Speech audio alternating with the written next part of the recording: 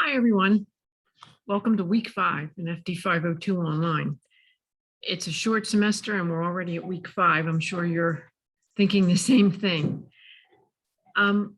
This is the week 5 lecture where we're going to cover chapters 11 on brand strategy and chapter 14 on marketing channels and distribution. And then we're going to look at marketing promotion, which is chapter 16 and chapter 10, a little bit on digital marketing. But before I do that, I just want to say how much I enjoyed your management projects and your management papers. Your projects, I believe I said something to you about that, about the topics that you chose and the in-depth analysis that you did on those companies and how they treat their employees. And I found it a really very educational for me also. The three of you chose companies that I haven't seen done by students in the past. So it was very enjoyable and I appreciate the effort you put into it. Your management papers were the same. I like the topic of leadership. I think it's the most important thing we can talk about in regards to management. And one of the things I wanted to mention to you was, even though your 3 papers gave 3 different reasons or different traits of a successful leader, there were some common terms that all 3 of you said. And they were that leaders have to be people-centric, basically, that they have to have a level of self-awareness, that they have to be authentic, and they have to practice authentic communication, that relationships are important to them and growing relationships is important to them. They also have to have good communication skills, including listening. A couple of you mentioned that and how important that is. And then, of course, they have to have integrity in order for employees, people that work for them, to trust them. There also were multiple mentions of a good strategic personality, understand how to develop strategy well, and innovation and problem solving. And I think innovation and problem solving go hand in hand, because a lot of times when you have an issue with an organization, it has to do with what do we do with products, or how do we change, how do we move forward. So those things, even though there were 3 of you, I know that's not a large sampling, but you identified essentially similar leadership qualities. And I think that speaks to obviously what we learned about, but I think it also speaks to your personal experiences and what you have found is positive and or negative. So thank you very much for that. Okay, I just put my lecture aside. Okay, so let's start with chapter 11 on product concepts and branding and packaging. We're going to talk mostly about the product concepts and branding. As I've mentioned before, this course is very short. There's a lot of information in this marketing text, so it's kind of hard to cover everything. So what I tried to do this week is give you a basic background and pull out the marketing manager's implications for each of these topics. So let's start with what a product is. A product is a good, a service, or an idea.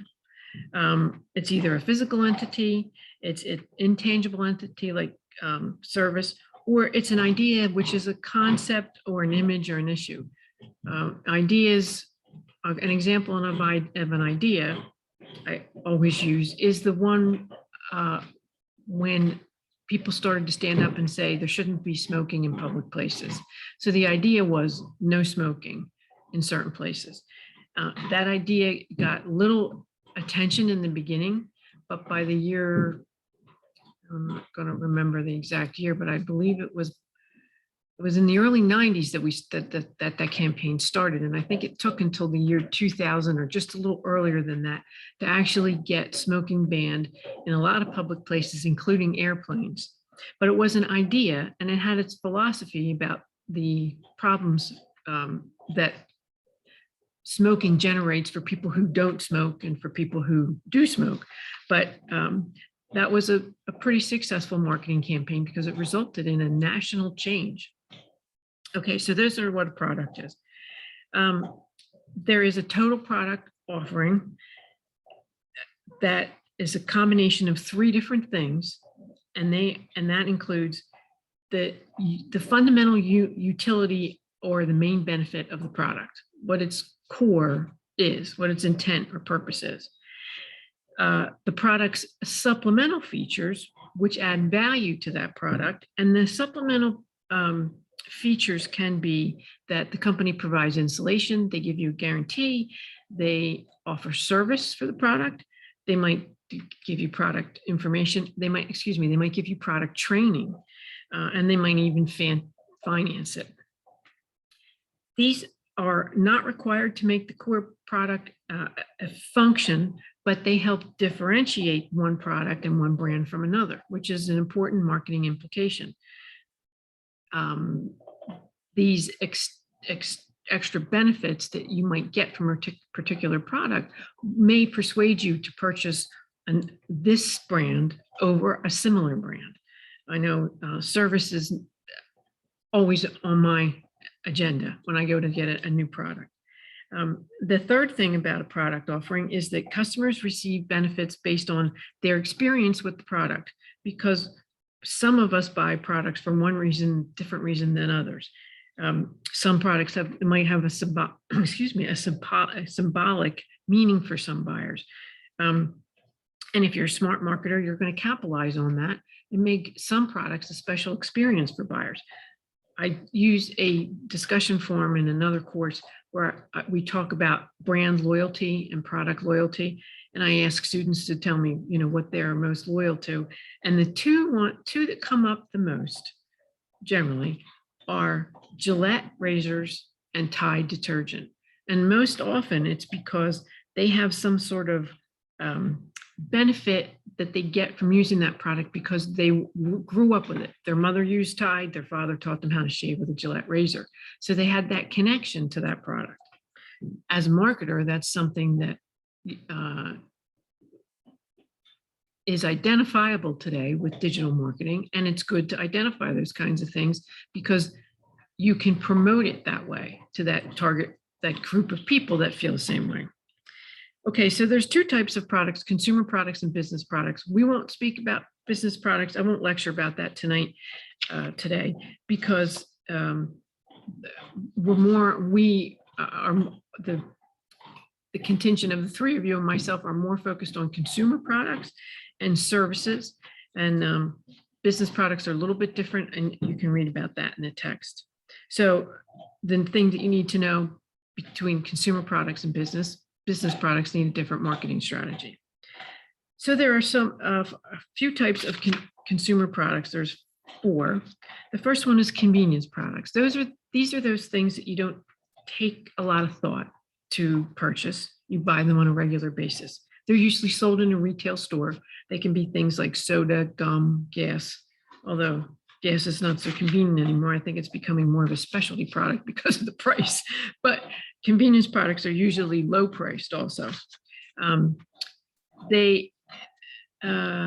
Producers of convenience products don't do a lot of promotion for them. Now, I take that back, because if I say soda, most of us will think of brand name soda instead of generic soda, and they do a lot of promotion. But in general, convenience products don't need a lot of promotion because we tend to buy them all the time. A Wawa or Sheetz has convenience products, and so does a grocery store, but we buy them mostly in those quick retail places. The next type of product is a shopping product, which is items that we are willing to expend a lot of time planning and making the purchase. And that can be things like an appliance, something that you think you need, that you want. You've had this appliance before, say a toaster. It only lasted 2 years and then it stopped toasting anymore. Or you had one that you've had for 10 or 15 years and you want to get a similar brand because it was reliable. So shopping products take a considerable amount of time to make decisions on. Because we don't purchase them as often, the inventory turnover is lower for the marketing channel member, and it does have a higher gross margin than a convenience product. Convenience products have very small gross margin. Specialty products are ones that have unique characteristics. Like, I believe the text used the picture. They always seem to use watches. Yeah, this time they used a brand of watch called Patek Philippe. It's a product that when somebody decides they want that, they want that particular product, the specific brand, that specific type of product. And they're usually distributed in smaller retail, specialty retail outlets. For instance, in this case, it's a jewelry store.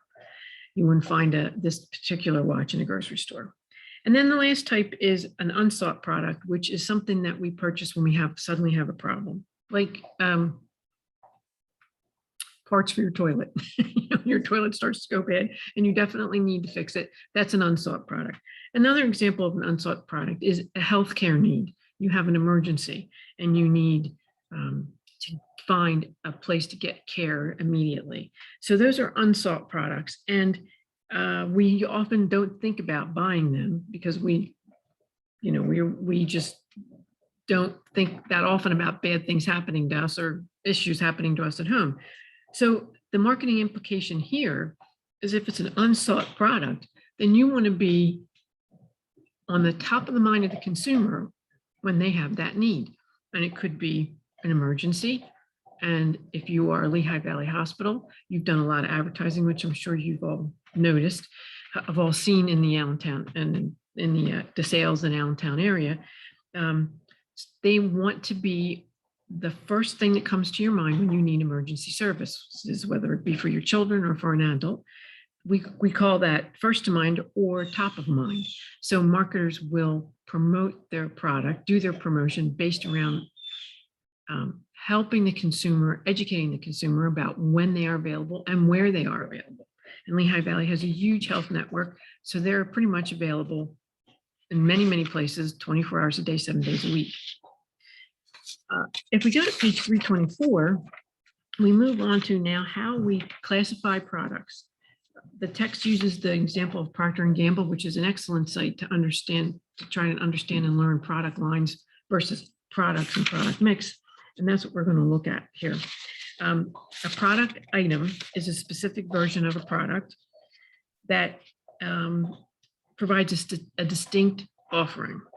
A product line is a group of those closely related products, and they're considered a unit because they have something in common, the way either their end use or their technical use or something like that. Product items and a product line usually reflect desires of different target markets. And if you'll go to page 324 in your text and look at figure 11.1, you'll see they use the example of Procter & Gamble. This is the product mix for Procter & Gamble. They're in the cleaning business. So you'll look and see there are various ways and tools for cleaning. The laundry detergents, you'll see there, the first one, laundry detergents, you'll see product items listed, Ivory Snow, Dreft, Tide, Cheer, Bold, etc. And then that entire group of cleaning products is the product mix. The product line is all those laundry detergents together. So we have here a product item in one of those laundry detergents. We have a product line in all of those. And then we have the product mix, which is the different categories they have here for cleaning, which includes shampoos, soaps, deodorants, etc. Okay, so just a basic idea of what that means. The implication for marketers here, excuse me, is they have to understand the differences between one product versus another product in regards to promotion and which particular target market. And under the laundry detergents, Ivory Snow was Procter & Gamble's first detergent. And for many years, it was promoted as a very gentle and soft detergent to use for baby diapers and things like that. Then the next couple of products, Dreft and Tide and Cheer, they've been around for quite a while, and they all have a different price range, and they are marketed to a slightly different target market. I think they put most of their promotion in Tide, although they don't have to do that much anymore. They have the most variety. Tide has the most variety of types of Tide. And then the other ones are different versions of Procter & Gamble detergent with lower prices. Okay. All right. So what else do you need to know about products? Well, products have a life cycle. It starts with introduction, goes to growth, maturity, and decline. We talked about this briefly in the management text when we talked about just business in general, business products in general. In marketing, the thing that why we need to understand the product life cycle is because you promote and market the products differently for every stage in the growth cycle. Under the introduction stage, you're going to spend a lot of money on marketing so you can get the word out there about the product and educate the consumers about it. Potential buyers are made aware of the product's features, uses, and advantage. So it's features and benefits, its uses, and its advantages. And sometimes they talk about whether or not it's better than the competition.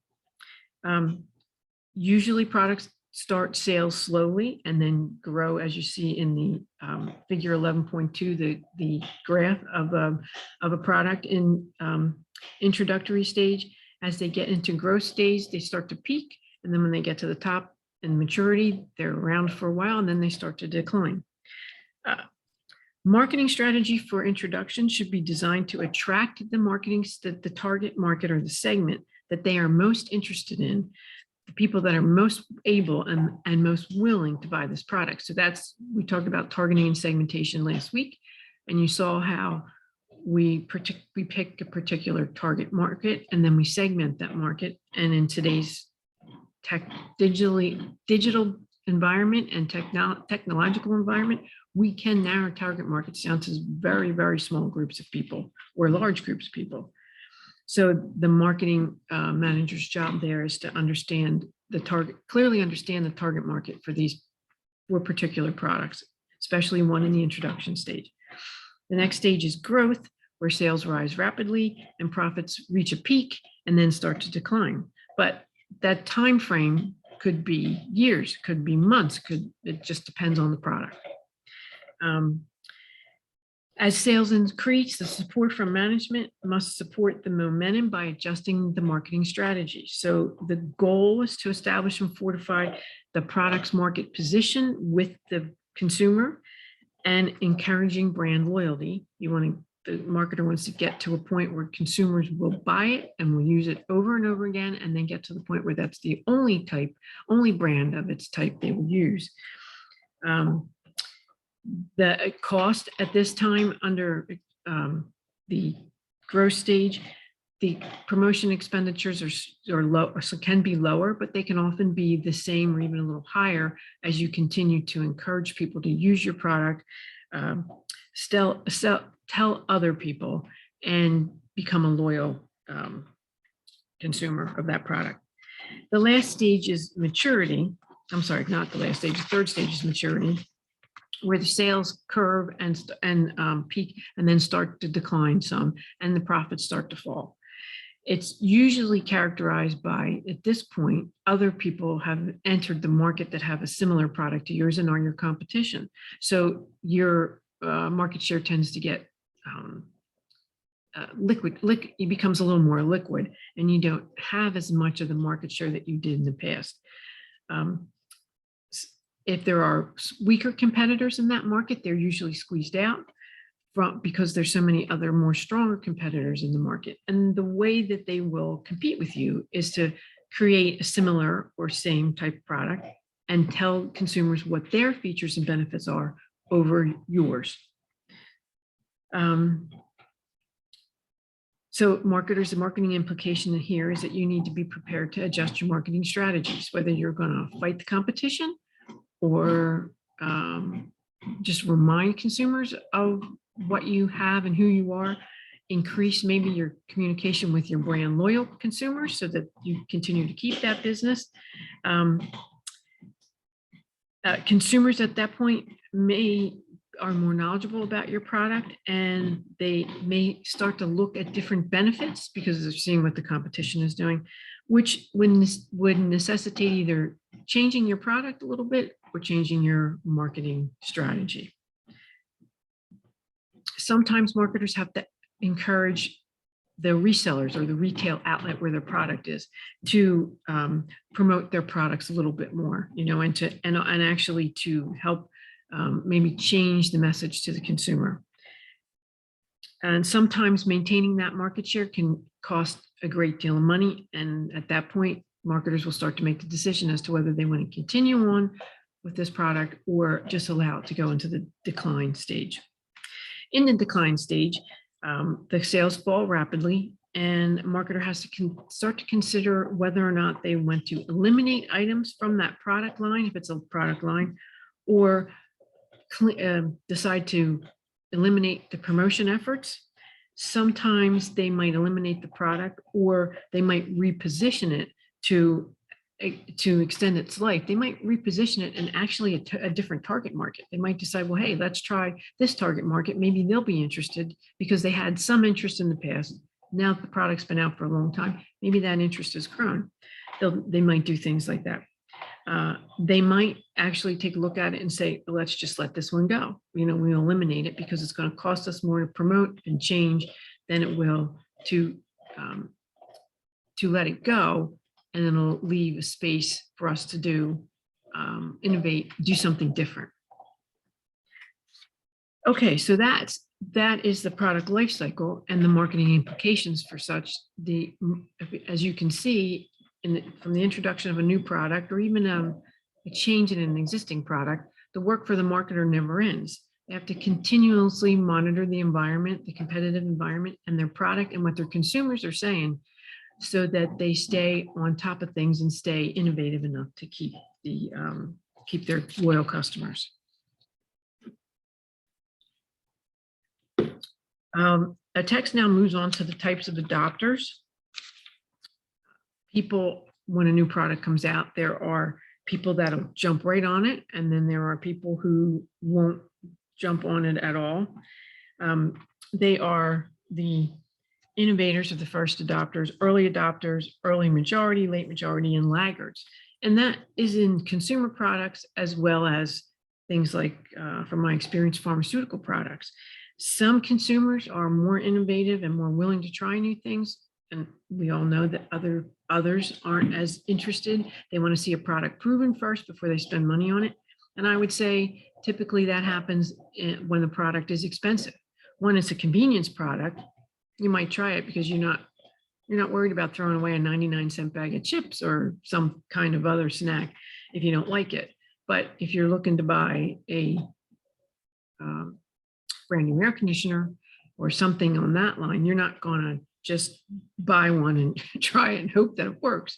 You're going to do a lot more. You're going to wait a while to see how it works and what kind of reviews it gets, since we have access to reviews and a lot of reviews anymore, before you do that. And you probably would be considered a late majority adopter if you would do something like that.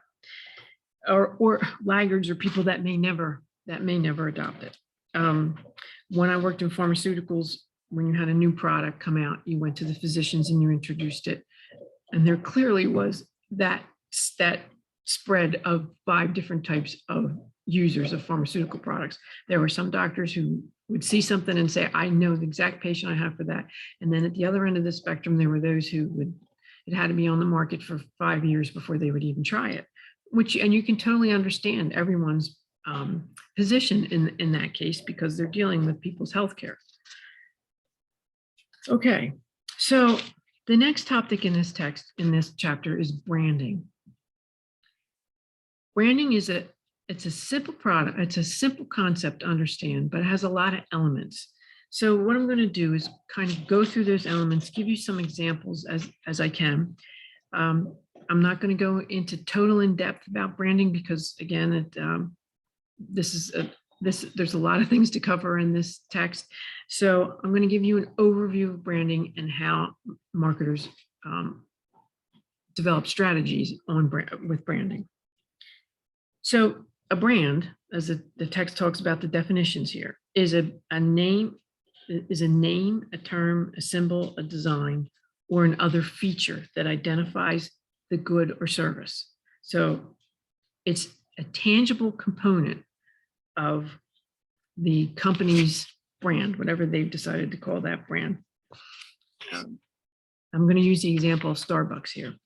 The brand name is the part of the brand that can be spoken, something you can say. So Starbucks is a coffee company. That's their brand, Starbucks. I don't know if any of you know how the Starbucks name came about, but when Starbucks was initiated in Seattle, Washington, back in the, I did know the date. It escapes my head at the moment. There was a few people that worked with the owner, and they decided they needed to design what we used to call a logo, which is a brand, a piece of the brand. They needed to come up with the name of the company first. Since it was located in Seattle on the water, they decided to go with a nautical theme. They originally came up with the idea of calling the coffee Moby Dick, or the company Moby Dick or Ahab, because the creator had an affinity for the book Moby Dick. And somehow they did their research and found out that Ahab's helper was a person by the name of Starbuck. So that's why they came up with the name Starbucks for the coffee. A brand mark is an element of a brand that cannot be spoken. It's often a symbol or design, or what we used to call a logo. So for Starbucks, that brand mark is the picture of the woman, which it used to be a woman. And at they researched again to find a nautical figure of the time of possibly Moby Dick. And that's called a siren. The picture of that woman is called a siren. Now they've changed it over the years to make it a little more complimentary. And they used the siren because it was a seductive image of the sea. Because originally a siren is kind of like a mermaid, sort of, kind of, and it looks rather seductive. So that's why they used it, because it was a seductive image of the sea. And they used the siren. Now they've changed her a couple of times over the years, but that's their brand mark, the siren. A trademark is a legal designation that indicates the owner has exclusive use of that brand, so no one can take that away, can't use it for something else. And a trade name is the full legal name that an organization puts on it. So those are the brand elements, they're called. Now we're going to talk about the value of branding. Now that you've identified, we have Starbucks brand name, brand mark, and we know that they're legally protected. We're going to talk about the value of branding. So the value of branding goes two ways. To buyers, you and me as consumers, it helps us identify specific products that meet their criteria for quality. And it also reduces the time that we need to purchase a product. If we're a Tide loyal consumer, we don't have to work hard to identify where Tide is on the shelf in the grocery store. We pretty much know where it is, specifically because we know the colors, that orange and blue, orange bottle, blue lid. Another thing a brand does for a buyer is it reduces the buyer's perceived risk of purchase. We know that it's quality. We know that we can depend on it. In some cases, we know we can take it back if we have to, depending on the product, but we trust the brand. The brand also gives us sometimes a psychological reward because we own a brand that symbolizes status. Now that I don't know that that would be with laundry detergent, but it might be with a vehicle or a watch or something like that. So brands give us a kind of identity, as well as a product that we can trust because we know the quality is good.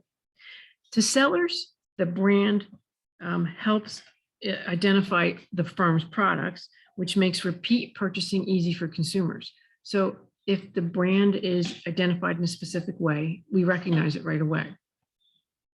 And we just buy it because we recognize it. And that can go for a lot of things. Ketchup, mustard, we look at the bottle, the name, the word, the name, that brand, and we identify it immediately. Branding also facilitates the promotional efforts because the promotion of the branded item implicitly promotes similarly branded items. So if the company has a name on it like Heinz, and you're looking for different other products other than ketchup, if you see the name Heinz, you think, oh, well, I love their ketchup. It's a quality product. Then I'll buy their relish also. That's another benefit to the seller. And then loyalty is another benefit to the seller. The product achieves a certain level of stability once we become loyal to the product. And we know there's all certain products that we are loyal to. We'll purchase those products, and the marketer can capitalize on our loyalty because they know that we're repeat buyers, because they use that brand mark. Their brand is on all their products. They can kind of bank on the fact that if we buy their ketchup, we'll probably buy their other related items.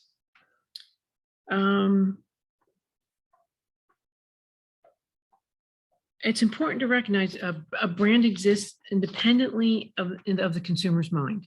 So it's not directly controlled by the marketer, but each aspect of the brand is subject to the consumer's emotional involvement, interpretation, and memory. So even though you have a brand that you like, you might not always buy it, but it's the marketer tries to count on that and capitalize on those aspects that you may have. Interpretation and memory, memories of how you used it in the past, your involvement with the product, and then how you think it is used. And so those things are kind of hard for marketers to find out, but it's important that brand marketers recognize that. Okay, the next part of branding is brand equity. And brand equity is the additional value marketing and the financials associated with the brand strength in the market. So obviously we know what financials are, the financial value in the market. Now we're going to go to page 331 here. Oh, I'm sorry, that was brand elements. Okay, brand. So brand equity includes things like proprietary brand assets, like the logo, like the trademark, those sort of things. It includes patents and trademarks. It also includes things that are intangible, like brand name awareness, brand loyalty, perceived quality, and brand association. So they'll do measurements to try and understand what the level of brand awareness is among the consumers, among their target market, what the brand loyalty is, and about the quality and brand association that they derive from their brand. As consumers, if we recognize a brand, if we learn to recognize a brand, hi Lottie, we have the consumer recognition of brands leads to familiarity. Familiar brands are more likely to be viewed as reliable and higher quality, and a familiar brand is more likely to be in our consideration set for purchasing.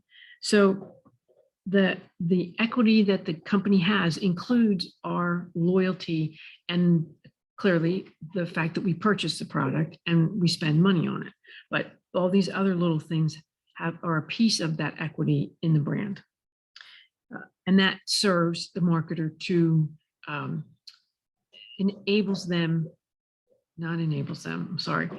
it serves the company because their brand is if it has a higher brand equity, then it has a higher top of mind recognition in consumers' minds. And the more consumers you have that recognize the brand, clearly, the more aware they are of your brand. So it's a very positive thing. Brand loyalty is a customer's favorable attitude towards the brand. There are different types of brand loyalty. There's a strong brand loyalty that says that it increases the likelihood that a consumer will consistently purchase that brand. Development of loyalty in a customer reduces his or her risk and shortens the time spent, as I mentioned that earlier. And then degree of brand loyalty for products varies from one product to another, but in the brand product line. But brand loyalty is the customer's favorable attitude, and the more brand loyalty a marketer can garner, the higher their brand equity, brand value, and brand equity is. Okay, There are 3 degrees of brand loyalty: brand recognition, brand preference, and brand insistence. Brand recognition is we're aware of the brand and we view it as an alternative to a purchase if our brand isn't available. So we don't use it all the time. Brand preference is we have a stronger degree of loyalty. We definitely prefer their brand over the competitive offerings. And brand insistence is we won't use anything other than their brand. In that case, one of the examples I give all the time in that case is Coke versus Pepsi. There are a lot of people that drink soda still, and many of them are loyal to Coke versus Pepsi or vice versa. They won't purchase anything else. They'll even go as far as to go to restaurants. If they are a Coke fan, they'll go to restaurants that serve Coke and not restaurants that serve Pepsi. So the marketing implications with that, whereas consumers with brand loyalty are less vulnerable to competitors and provide a lot more brand visibility and reassure the marketer of new potential customers, because they're willing to talk about it. If that's all they use, that's all and people see them with it and they talk about it, then they're going to provide a lot more brand visibility for the company. Okay.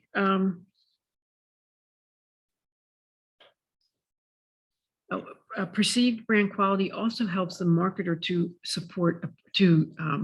include a premium price. So we know that from going to the grocery store, the Tide is a much more expensive detergent than some of the others because people see it as a higher quality, and they have for years. So their perceived brand quality is really helping them there. Marketers associate a particular lifestyle or certain personality with a specific brand, and that can help them to increase their promotion efforts to a particular target market or segment.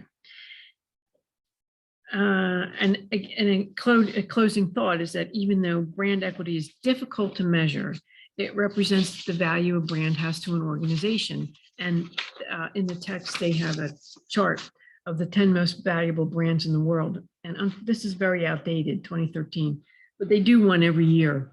And it changes every year. But you'll see that companies like Apple and Google are at the top of the most valuable brands. And that includes their brand equity, not just their brand value in millions, but it also includes their brand equity when they do that study. Okay.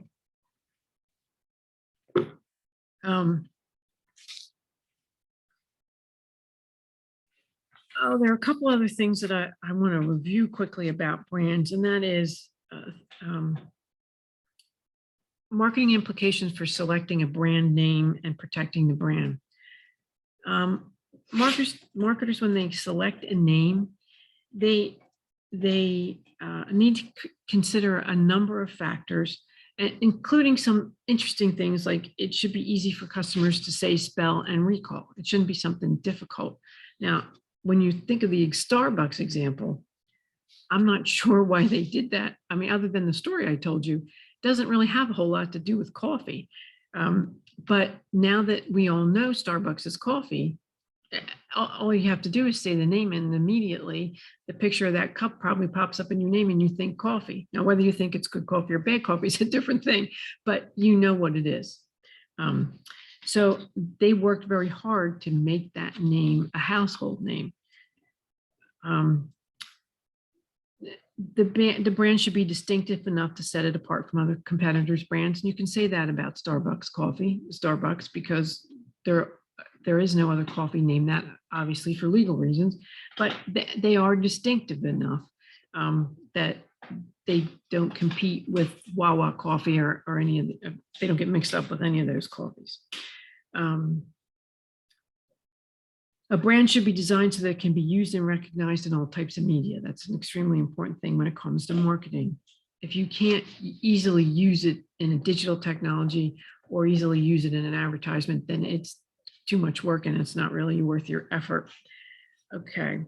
Brand names should be created by individuals, a team within the organization, individuals who are close to the development of the product, and maybe outside consultants will probably help you too. When they developed pharmaceutical drug names, you may wonder how they come up with them. And they often do a survey of physicians and ask them, if we named it one of these three choices, which one would you like?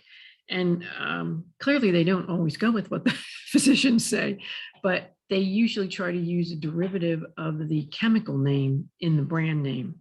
And that often results in some of those crazy names that they have for drugs that are very hard to remember. But once they're on the market for a while, and clearly when patients take it, then they will remember it. Okay, you have to protect your brand by registering it. Generic brands that companies have are not protectable, but usually by that time they're generic, so that doesn't matter. Marketers must guard against letting a brand name become a generic name, so they need to sometimes look at changing keeping the product category away from it.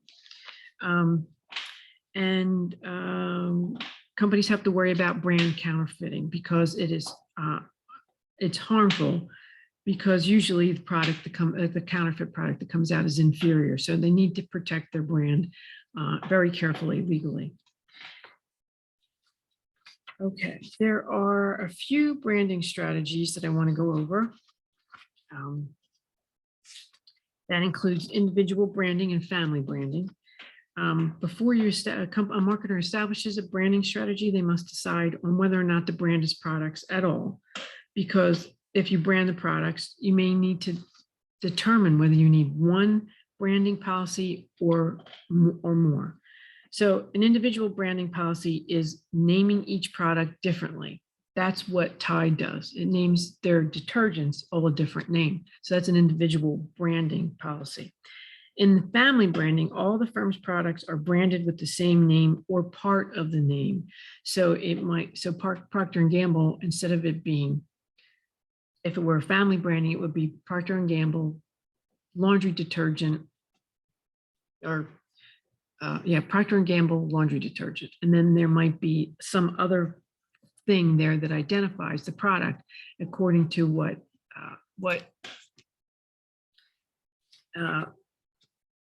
type of detergent it is, whether it's a least expensive product or more expensive product, that sort of thing.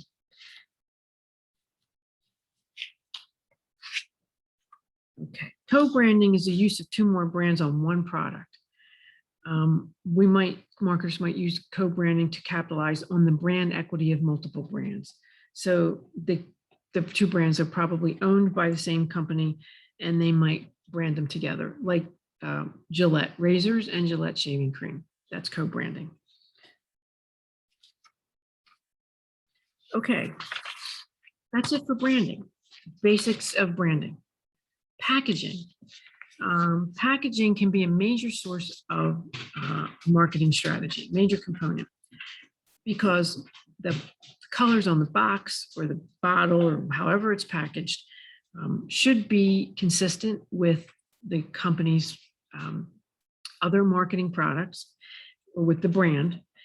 The marketers should use packaging as a tool, especially for consumer convenience products, because the easier we can recognize something, specifically if it's convenient, the faster we're going to purchase it, and the more often we'll purchase it.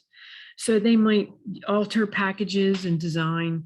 They might make the package more safe. They might use the package for something else. They might repurpose the packages. Sometimes there's two packages. They might change the package to be more innovative, like a unique cap or some kind of identifying mark. In the last 20 years or so, because of the Tylenol disaster where somebody put poison in Tylenol, companies came out with the seals inside packaging. And now you see all sorts of innovative ways to keep you out of a package. And they seem to change on a regular basis. Now on your cartons of juice and almond milk, things like that, they have the plastic thing that you turn, and then inside of that, there's another pull-out lid that you have to get out before you can use the product. So all kinds of things done with packaging to help differentiate themselves and to help make packaging more identifiable, to promote the product, and to keep it safe. The last thing I want to mention here is labeling. And labeling is close to packaging, and it's usually used for identification and promotional information and for legal purposes. So labeling can carry all kinds of information on it. And if you've ever picked up a package, you know that there's all kinds of stuff on a package. Let's say a snack bag. You have the nutritional contents on the back. You also have the ingredients. You have all these little symbols now about whether it's non-GMO, gluten-free, not made in a facility with nuts, ounces, weight, name of the product, the product's logo or brand element. Often you'll see some sort of figure on the product, like is it the tiger you see on the Cheetos? Yeah, the Cheetos bag, there'll be a tiger on there. So there's labeling on a product is different for different products, and it usually matches the branding. Okay. And there are federal laws that specify information that must be included on all certain products. And with that said, then the marketing people have to have that on there, and then they make room on the packaging for their other things. Okay, so that's branding. I hope you found that lecture helpful and informative. And I think what I'll do here is I'll stop here, and then I will pick up in lecture 2 for